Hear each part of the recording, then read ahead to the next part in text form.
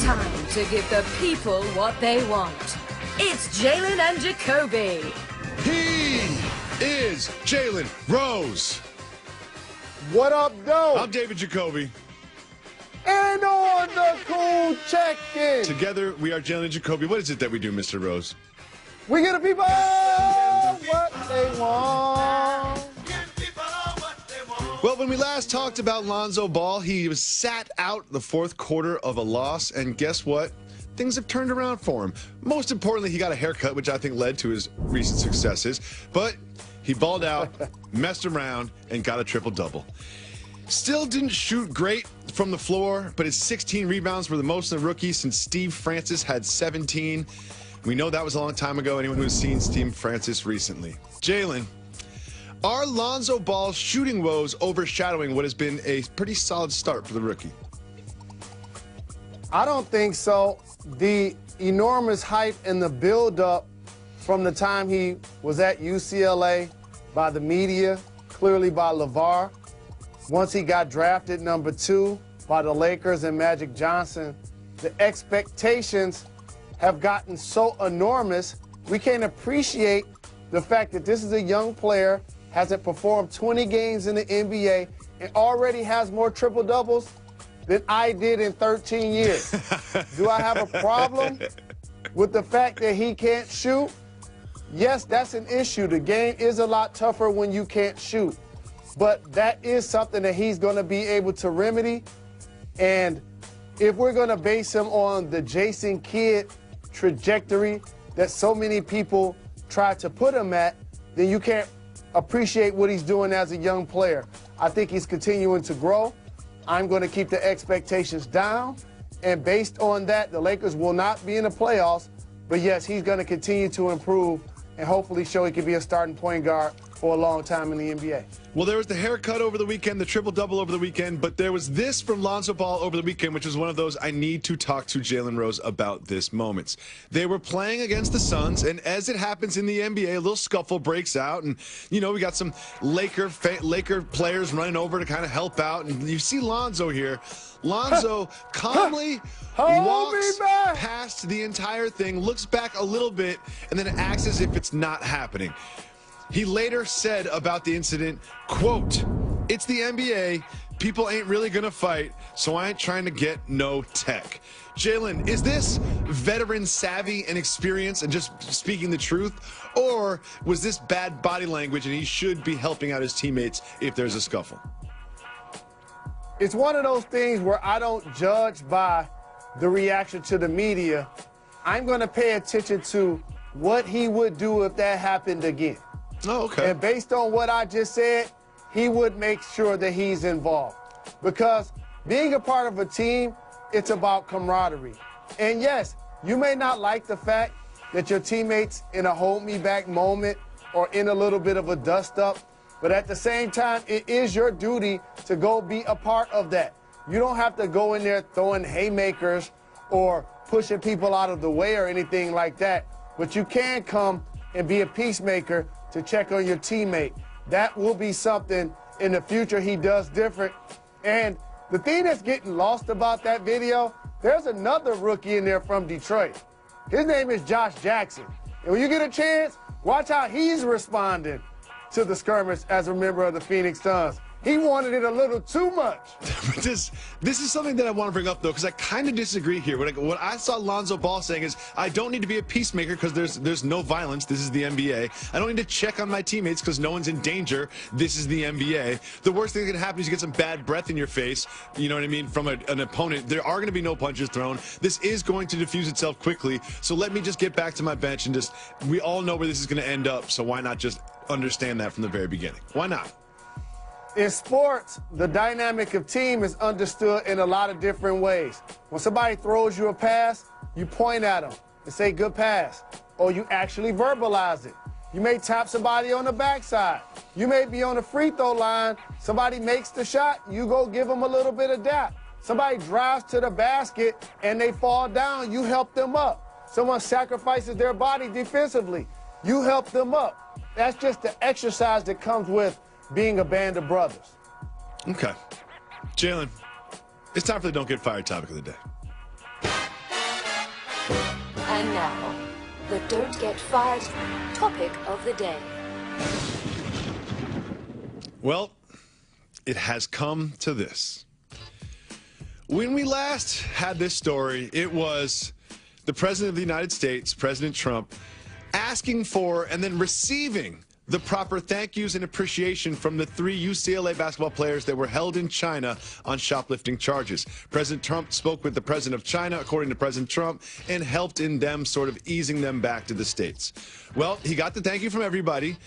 But when asked about it, LiAngelo Ball's father, one of the players who was arrested for shoplifting, just kind of downplayed President Trump's role in this. Well, guess what? He tweeted.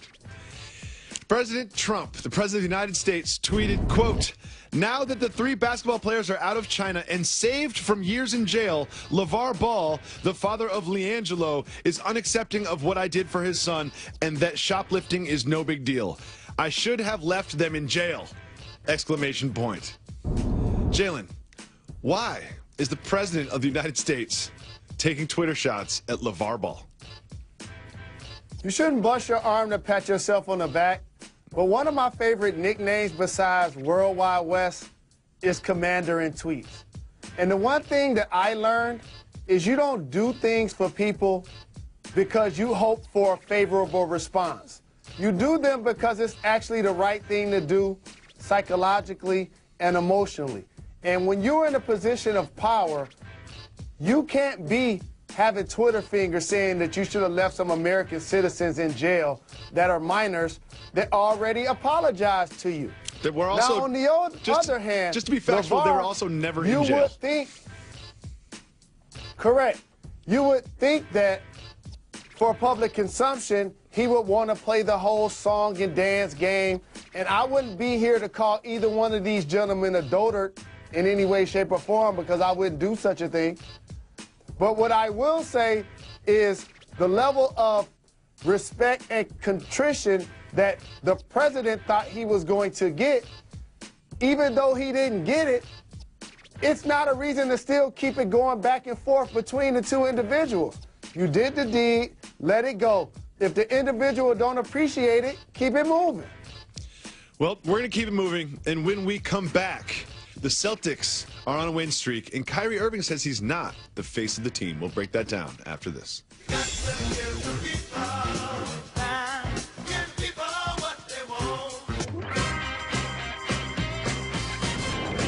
Welcome back to Jalen and Jacoby. Jalen, the Boston Celtics just keep winning. They win, win, win, win, win. Going into this evening, they have a 15-game win streak that has been fueled by their defense. The Celtics are giving up a ridiculous 97.7 points per 100 possessions, the only team under 100 points per 100 possessions, far and away the best in the league. However, on the flip side of that, they are 18th in scoring per 100 possessions. Jalen, for them to be serious championship contenders, do they need to score more on offense? I never thought that this was the year for them to be championship contenders or to advance and win the Eastern Conference. However, this level of defense can be maintained and allow them to achieve something this year that they also achieved last year. That's to be the #1 seed in the Eastern Conference and have one of the top overall records in the NBA based on that level of defense, tenacity, the ability to get stops at certain points of the game with multiple players on the floor has made this basketball team special, especially without Gordon Hayward being in the lineup. So, Jalen, this is something that you're really good at. You're really good at breaking down the minds of media members like myself. And my question for you is, in my circles, when I talk with friends or colleagues or whatever, I find that I'm not alone in one of those people that still doubts the Boston Celtics. They've beaten the Warriors. They've won 15 games in a row, probably 16 by the time you're seeing this. Jalen, why do people like me still doubt the Boston Celtics? You must ain't talked to the Podfather recently. Well, Jalen, the Podfather isn't exactly unbiased when it comes to the Celtics. Here's why, because while you're able to have that level of success during the regular season, we can't take anything away from that. But we all know there's a different level when you're playing 7-game series. And so once the Cleveland Cavaliers get Isaiah Thomas back and Tristan Thompson back, Derrick Rose is able to play and compete on a consistent basis. I think they have what it takes to win the Eastern Conference. But I'm not going to take away from what the Celtics are doing right now. I'm still going to enjoy the journey. I'm going to appreciate the teams that show up on a nightly basis, like you just said, and take care of business versus the other elite teams in the league and look really well doing it with Kyrie Irving at the point, Al Horford at the center, the emergence of Jaylen Brown on both ends of the floor, Jason Tatum competing defensively but really getting it done on the offensive end, putting Marcus Smart in the game, getting timely starts, Rozier giving them quality minutes, Marcus Morris as a stretch four. They have a terrific team, and I'm going to enjoy it. They do have a terrific team, and when asked about whether or not he was the face of that terrific team, Kyrie Irving said this, quote, "I wouldn't call it being the face. Boston Celtics is the Boston Celtics. I'm one of the leaders here.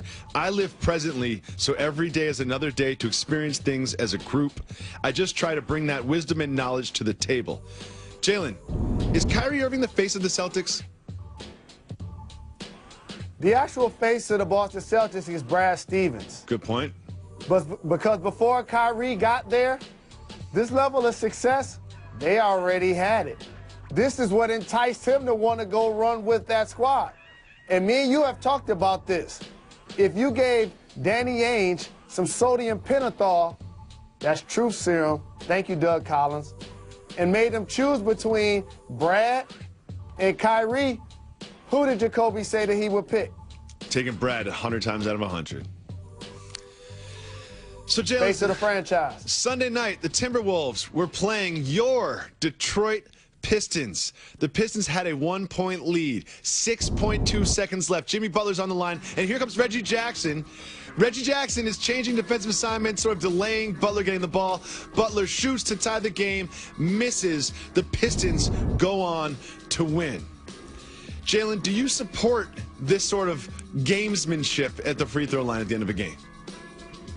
I do, and Jimmy Butler was having a terrific evening. Once he got fouled on that play, I felt like he would miss one, and not that in practice there aren't times where you don't shoot 5, 10, 20, 50 free throws in a row, but you don't normally shoot 3 straight free throws in pressure situations. So that's why I felt like he would miss one. But the thing that gets overlooked is what Stanley Johnson was doing on the free throw line. Because I used to do that all the time. What was that? What's the that, half Mr. Rose? fake, the half jab, that. the half fall in before they shoot. He did that on the first 2. On the second, it was really pronounced. I thought they were going to call a lane violation. So between him doing that and Reggie Jackson doing what he did, I felt like Jimmy Butler would miss one. He did. Detroit went on to win the game. But, like, let's be honest, let's be real. It's not just, you know, Johnson and Jackson and Johnson trying to make him miss these free throws. There's an entire stadium full of thousands and thousands of people that are yelling, they're screaming. You know what I mean? Like, they face these difficult conditions all the time. Does the ref delaying you getting the ball for 1.5 seconds actually change whether or not you're going to make the free throw? It's a rhythm thing. And while Minnesota was playing at home, it's still late in the game. It was a pressurized situation. And so anything that disturbs your rhythm. What happens every time somebody goes to the free throw line? They do a routine. So if you interrupt that routine, you have an opportunity to cause a miss. I think that's fair. And finally, we're going to move on to this, Mr. Rose. Kevin Garnett has been speaking with Bleacher Report about a lot of different things. And one of the things he spoke with Bleacher Report about is a gentleman that he's been working with that plays for the Milwaukee Bucks. Not Giannis Antetokounmpo, but Thon Maker. Here is what he said about Thon Maker. Quote, "Thon is going to be the MVP of the league one day. Mark it down. He has the bones. He has the appetite to be able to chase something like that." That is a very resounding endorsement from Kevin Garnett. Do you think Thon Maker has what Kevin Garnett thinks he has? There's a level of productivity and resiliency that you have to play at an MVP caliber level. And I'm not going to be the person that says never. I'm looking forward to see this maturation and this growth to allow him to become a consistent starter, an all-star level player, an all-NBA caliber player. Because on its surface, he has the tools, needs to improve his jump shot, needs to improve his consistency. And I see KG looks himself in the mirror and be like, man, he's built like me. Maybe he can achieve what I achieve. But Big Ticket, you was 2010 and 5 when you got your MVP. Yeah. And you won a chip in Boston, and your intensity and your motor was terrific. And you're doing a great job on Area 21. But with that being said, I'm not going to heap that level of expectation on him just yet. Realistic goals. Like, let's just average 5 points a game before we start looking at the MVP trophy. Let's just do one thing at a time, you know? Coming up next on Jalen Jacoby, we're going to keep it moving.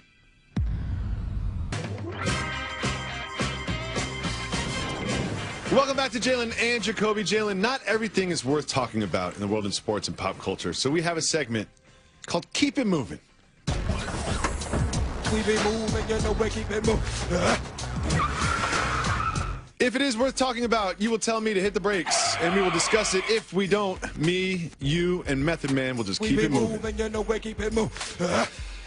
Disgraced referee Tim Donaghy said the Heat got help in the 2006 finals. Keep it moving or hit the brakes. Hit the brake.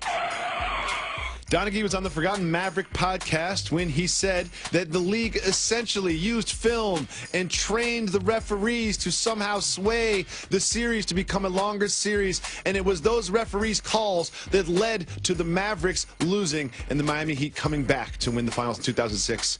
Your thoughts?